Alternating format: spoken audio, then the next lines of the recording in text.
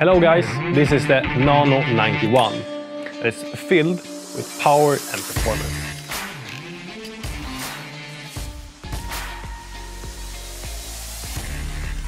This TV uses full array local dimming, which means that it's backlit and working in zones to dim the light where there's no need for it.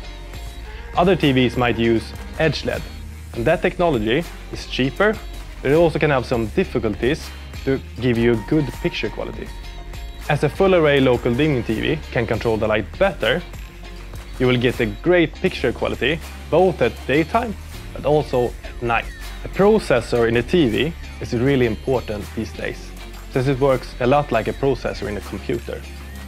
Our Alpha 7 Generation 3 works specifically with enhancing the picture quality, such as upscaling, movement, image enhancement and noise reduction.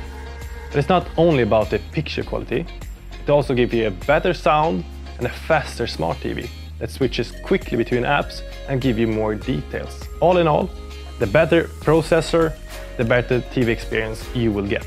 Nano91 also supports the new HDMI 2.1 standard. For gamers, this means that you get a higher frame rate, and that means better and smoother gaming experience.